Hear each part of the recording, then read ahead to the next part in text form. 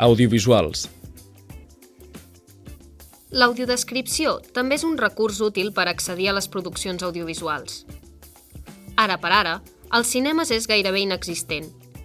Caldria trobar fórmules per implementar-la en les sales comercials. En canvi, s'estan començant a comercialitzar DVDs de pel·lícules amb les opcions de l'audiodescripció i l'audionavegació, que ens permet seleccionar els diferents continguts del DVD de manera autònoma. Película. Está sobre la opción Película. Pulse derecha para ver la película. Pulse abajo para ir a la opción Idiomas. Idiomas. Escenas.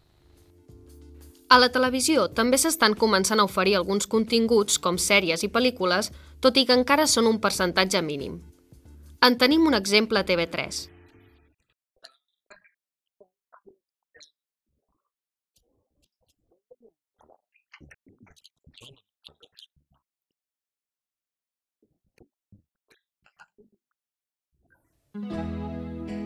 Accés a la informació. Sistemes de lectura. Les persones cegues o amb discapacitat visual accedim als textos escrits a través de diferents suports. Un d'ells és el Braille, el nostre codi de lectoescriptura. Un altre és escoltant l'enregistrament sonor de llibres, cosa que fins fa pocs anys es feia habitualment en casset i que ara ja ha passat a ser en CDs o altres formats nous. Els ordinadors ens han proporcionat l'accés a documents, llibres, webs, diaris i moltes altres informacions mitjançant programes lectors de pantalla com aquest que esteu sentint. La página tiene 10 encabezados y 62 enlaces. Biblioteca virtual Juan Lluís Vives. Buscar con doble enlace acceder. D'altres aparells, com la lupa TV, ens permeten la lectura dels llibres o documents en paper.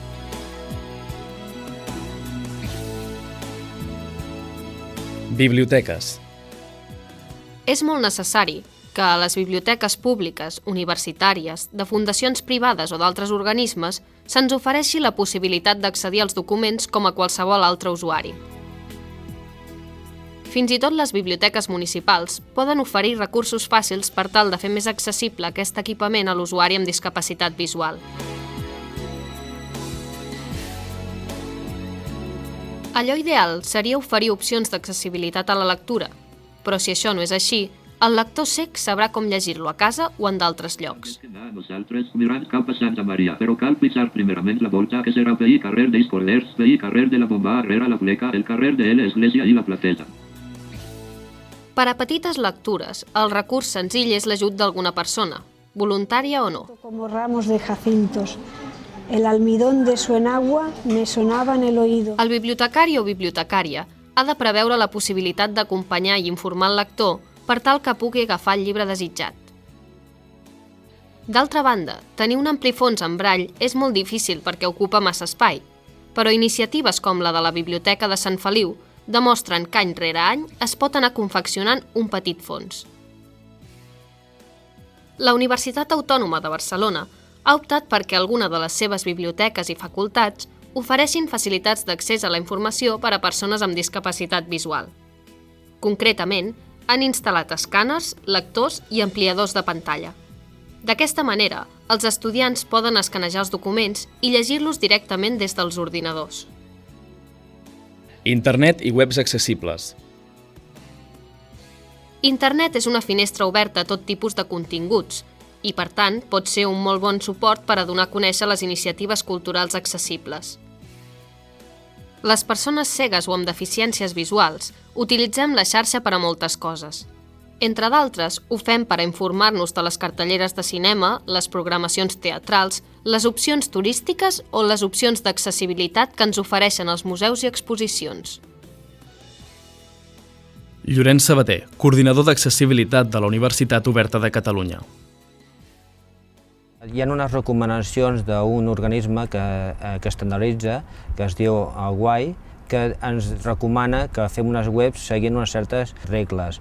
Per exemple, que si hi ha un gràfic li fiquem un text alternatiu perquè hi ha persones que no poden veure els gràfics, que el contrast entre fons i lletres sigui correcte, perquè a vegades pots trobar-te el problema que si hi ha molt poc contrast no podrà llegir, I en principi que les fonts el tamañ de la lletra sigui correcte, que es pugui ampliar tranquil·lament, no fer servir fonts absolutes i ja estaria. Altres maneres de difusió.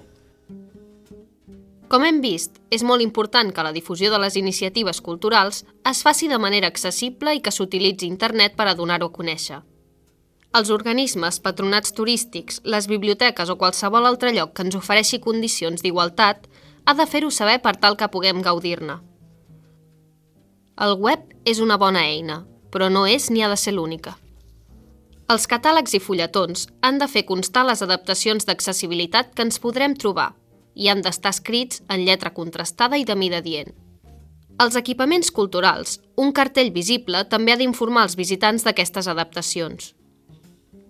És imprescindible que els treballadors i treballadores d'oficines turístiques, d'informació o dels mateixos equipaments culturals coneguin i informin el visitant de les possibilitats d'accessibilitat que s'ofereixen, perquè les conegui i en gaudeixi. Si no s'informa, no es coneixen i no s'aprofiten els recursos. Aquesta passejada ha arribat al final. Les experiències, recursos i estratègies que hem presentat demostren d'una manera clara que la supressió de les barreres en la comunicació és factible, tant si es fa en el moment de dissenyar una manifestació cultural com si es volen fer accessibles els béns culturals ja existents. El més interessant és que tota l'oferta cultural es concebi com accessible des de la base, pensant-hi des del principi perquè tothom hi pugui arribar. Cal remarcar, però, que tot això que hem mostrat constitueix una part molt petita, quasi embrionària, de la realitat cultural del nostre país. Considerem, doncs, que és imprescindible que d'una vegada per totes les institucions i persones amb responsabilitat en la planificació i la gestió de la política cultural adoptin un compromís seriós i realista per avançar cap a la supressió de les barreres en aquest àmbit. Cal que els responsables polítics promoguin una legislació més concreta en aquest àmbit i la facin complir. Cal que els gestors culturals tinguin ben presents la necessitat de l'accessibilitat universal en la realització de qualsevol iniciativa cultural i la importància de difondre d'una manera eficaç els serveis que ofereixen a les persones amb discapacitat. I cal també que les persones que treballen directament en els diversos espais culturals coneguin les adaptacions del servei on treballen i tinguin la formació adequada per donar-los a conèixer a les persones cegues i deficients visuals. Pensem que tot equipament cultural que ofereixi els seus serveis en igualtat de condicions per a tothom tindrà un valor afegit i, el que és més important, garantirà el dret a l'accés a la informació sense distinció.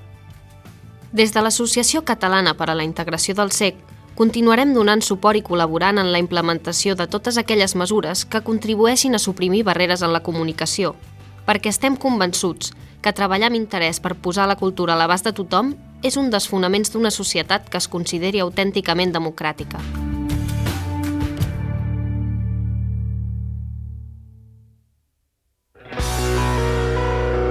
Direcció: Jordi Aymeric. Muntatge: Jaume Roca. Operadors de càmera: Jordi Aymeric i Jaume Roca. Guió i producció: Associació Catalana per la Integració del CEC. Veu en off: Núria Arcos i Guillem Cabezas. Música: Ignasi Terraza. Disseny DVD: Aina Uset i Gemma Moncho. Amb el suport de l'Ajuntament de Sant Feliu de Llobregat, Patronat de Serveis a Persones amb Disminució de Sant Feliu de Llobregat. Intervenen Maria José Ania, Llorenç Blasi, Francesc Canals, Rosa Gratacós, Marcel Gros, Marcel Hernández, Llorenç Sabater, Joan Maria Soler, Albert Vidal, José Villalón. Agraïments: Ajuntament de Girona, Regidoria de Medi Natural, Associació Catalana de Cecs i Disminuïts Visuals, Ateneu de Cerdanyola del Vallès, Bambalina, Biblioteca Montserrat Roig de Sant Feliu de Llobregat, Com Access, Mònica Sorís, Maria José Ania, Desenvolupament Comunitari, Festival de Barcelona Grec 2007, Fundació Caixa Catalunya, La Pedrera Accessible, Fundació de Cecs Manuel Caragol, Fundació La Caixa, Fundació Xarxa, Generalitat de Catalunya, Museu d'Història de Catalunya, Parc Natural del Delta de l'Ebre, Gran Teatre del Liceu, 11. Animació sociocultural. Institut de Cultura de Barcelona, Institut de Persones amb Discapacitat de Barcelona, Museu d'Art de Girona, Palau Robert, Punt TV, Televisió de Catalunya, Universitat Autònoma de Barcelona,